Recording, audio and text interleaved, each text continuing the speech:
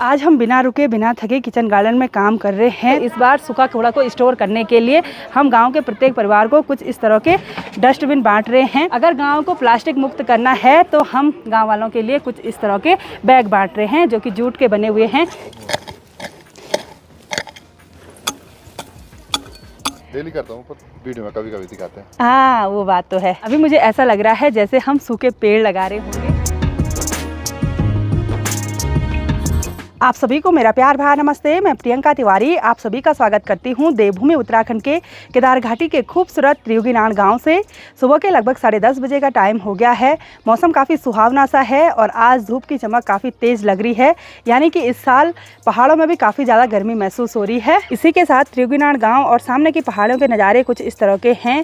गाँव का माहौल तो बिल्कुल शांत सा बना हुआ है और आज देखिए सामने वाली पहाड़ियों पर बहुत ही ज़्यादा मात्रा में धुंध लगी हुई है, जिससे बर्फ़ से ढकी हुई पहाड़ियाँ भी नहीं दिखाई दे रही हैं। ऐसे में मौसम अजीब सा लग रहा है, एक तरफ से धूप की चमक और एक तरफ से कुछ इस तरह की धुंध।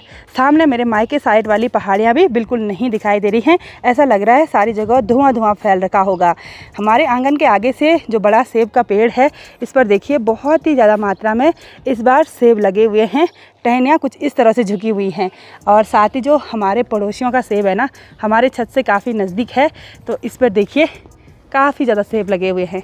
अभी छोटे छोटे हैं। कल शाम को किचन गार्डन से हमने जितनी भी लहसुन की खुदाई करी थी वो देखिए काफ़ी हद तक सूख गई है और आसपास जितने भी पेड़ हैं ना, उन पे छोटी छोटी पक्षियाँ बैठ रखी हैं, तो दिन भर उनके चहचहाने की आवाज़ सुनाई दे रही है। आजकल हमारे गांव साइड किचन गार्डन में ढेर सारा काम होता है, तो मैं सोनप्रयाग से यहाँ घर किचन गार्डन में काम करने के लिए आई हूँ। तो चलिए जी, बिना देरी किए हुए अब चलते हैं अपने किचन गार्डन में। तो ये रही मेरी देसी कुदाल और आज मैंने करनी है आलू की गुड़ाई। एक बार मैंने यहाँ पर गुड़ाई कर रखी थी, लेकिन दूसरी बार की गुड़ाई करनी है। और रोज़ की तरह मेरी मदद करने के लिए अवजीत की मम्मी यानी कि दीदी जी भी आ गई हैं। थैंक यू दीदी जी का। थोड़ा सा फ़ोन क्या सीधे है ना मदद करने के लिए। अच्छा, मतलब कुछ काम नहीं था आपके पास आज?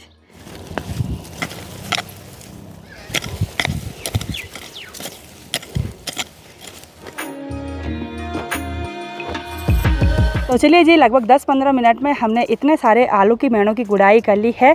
इनमें ज़्यादा खरपतवार तो नहीं था, लेकिन दूसरी गुड़ाई में सबसे इम्पोर्टेंट काम होता है आलू की जड़ों पर खूब मिट्टी लगाना। ऐसे गैलरी से मिट्टी निकालते हैं और आलू की जड़ों पर लगाते हैं, जिससे जब दाने लगे ना तो वो मिट्टी के अंदर ही रहें। तो ये देखिए गुड़ाई करने के बाद काफ़ी सुंदर लग रही हैं ये मेड़ें। और अब हम जाएंगे नीचे की साइड। इधर साइड 2 क्यारियों में तो कल लहसुन उखाड़ दी थी, लेकिन इधर साइड सिर्फ 4-5 मेड़ हैं, तो इनकी भी गुड़ाई कर लेंगे। दीदी जल्दी जल्दी लगी हुई है।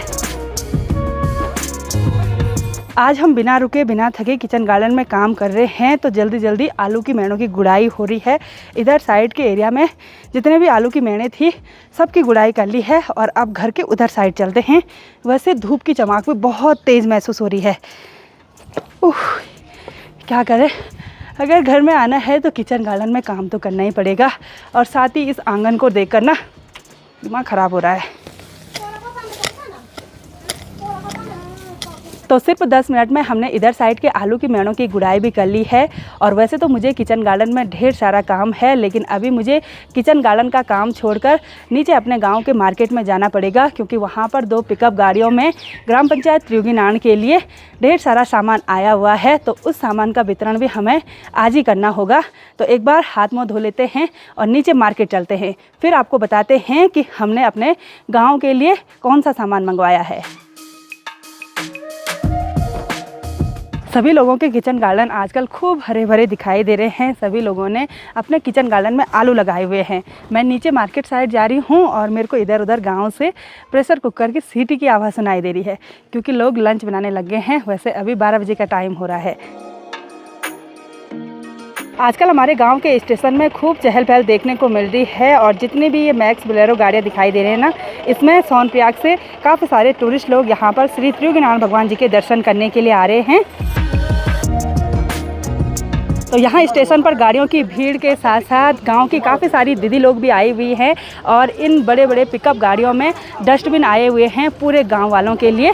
तो यहाँ पर डस्टबिन का वितरण किया जा रहा है, साथ में वाटर प्योरीफायर भी आए हुए हैं। ये देखिए कुछ इस तरह के वाटर प्योरीफायर हैं। तो चलिए जी, अभी हमको यहाँ त्रियोगीनाड़ स्टेशन पर मिले हैं मेरी प्यारी सी फैमिली जो कि इंदौर से आए हुए हैं और यहाँ त्रियोगीनाड़ में श्री त्रियोगीनाड़ भगवान जी के दर्शन करने के लिए आए हुए हैं। थैंक यू सो मच आप सभी का, बहुत अच्छा लगा आपसे मिलके। ठीक है, ऐसे ही ब्लॉग देखते रहना। Thank you so much. Okay.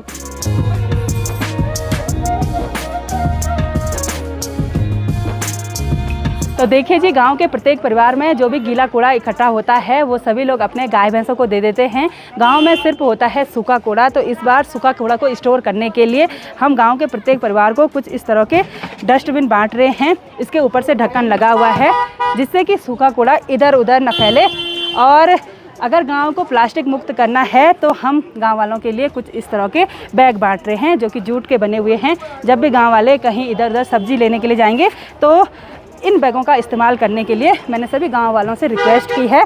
और तीसरा है वाटर प्योरीफायर। वैसे तो पहाड़ों का जो पानी होता है वो बिल्कुल शुद्ध होता है, लेकिन बरसात के टाइम पर क्या होता है ना, बहाव तेज़ होता है और पानी में काफ़ी ज़्यादा मात्रा मिट्टी की पाई जाती है। इसलिए हम कुछ इस तरह के वाटर प्योरीफायर प्रत्येक परिवार को बांट रहे हैं। तो चलिए जी, गांव के सभी लोग बारी बारी से आ रहे हैं और अपने हिस्से का डस्टबिन और जूट का बैग और साथ में वाटर प्योरीफायर ले जा रहे हैं।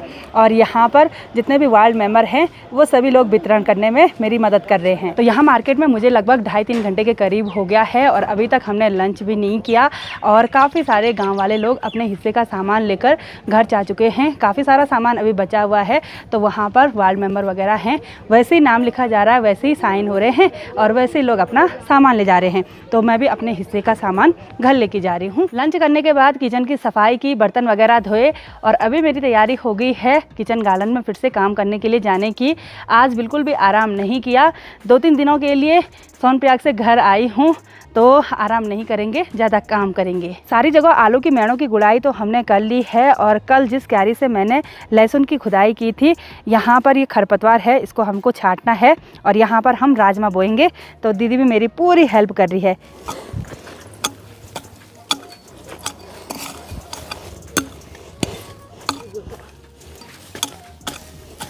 इन दोनों क्यारियों से हमने पूरी तरह से खरपतवार उखाड़ दिया है और अब क्यारियाँ काफ़ी सुंदर दिखाई देने लगी हैं। इनमें जितना भी खरपतवार था वो हमने कुछ इस तरह से स्टोर कर लिया है। बाद में ये सूख जाता है तो इसकी भी खाद बन जाती है। अभी दीदी जी देखिए कुछ इस तरह से मेड़ बनाने लगी हैं। हम आलू की मेड़ नहीं बना रहे हैं, इनमें हमने राजमा बोना है।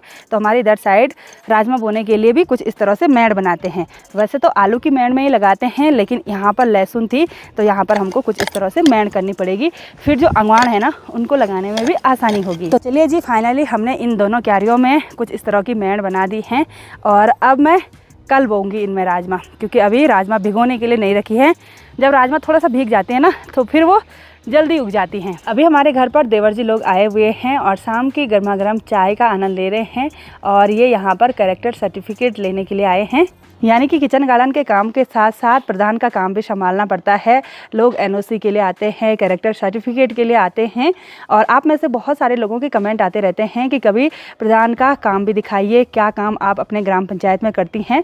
तो वो मैं आपको लास्ट में दिखाऊंगी, यानी कि जब प्रधान का कार्यकाल समाप्त हो जाएगा। तो जहाँ पर हमने कुछ इस तरह की मेड़ बनाई थी, यहाँ पर हम फिर से आ गए हैं सब्बल को लेकर और ये सब्बल ना काफ़ी भारी हो रहा है। सब्बल से कुछ इस तरह से छेद कर लेंगे और उसमें हमने अंगवाण लगाने हैं। आप सोच रहे होंगे राजमा तो अभी बोई नहीं और अंगवाण पहले ही लगाना शुरू कर दिया। अंगवाण कुछ इस तरह के होते हैं।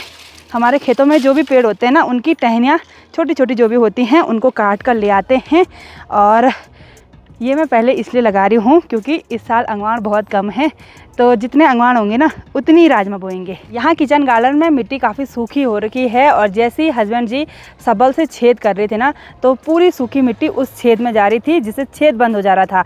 तो मुझे ऐसे अंगवाण लगाने में फिर परेशानी हो रही थी। अभी हमने एक टेक्निक अपनाई, हमने पाइप से पानी लगाया और कुछ इस तरह से पानी लगा रहे हैं, फिर मिट्टी गीली हो रही है और फिर कुछ इस तरह से छेद दिखाई दे रहे हैं, यानी कि उसमें सूखी मिट्टी नहीं जा रही है। टेक्निक काम आई। अभी हस्बैंड जी के पूरे चेहरे पर भी मिट्टी पड़ी हुई है, ऐसी कीचड़ सीधे ऊपर मुँह पे पड़ गए। हाँ, वही तो ऐसे हो रहा है। और चप्पल देखिए इधर साइड रख दिए, पूरे कीचड़ से सन गए हैं चप्पल। बिल्कुल असली किसान है हम। अच्छा, आप तो सच में असली किसान हैं। बिल्कुल। कभी कभी काम करते हैं और असली किसान हो गए। नहीं डेली करता हूँ, पर वीडियो में कभी कभी दिखाते हैं। हाँ, वो बात तो है, मदद हमेशा करते हैं। अभी मुझे ऐसा लग रहा है जैसे हम सूखे पेड़ लगा रहे होंगे, क्योंकि लाइन से लगा रहे हैं ना, जिसकी वजह से ये काफ़ी सुंदर दिखाई दे रहे हैं। अभी किचन गार्डन में हमने काफ़ी सारे अंगवान लगाने हैं। आज के दिन पर तो सारे अंगवान लगाना पॉसिबल तो नहीं है, क्योंकि थोड़ी देर में अंधेरा भी हो जाएगा, लेकिन जितना भी हो पाएगा लगातार मेहनत करने पर लगे हुए हैं।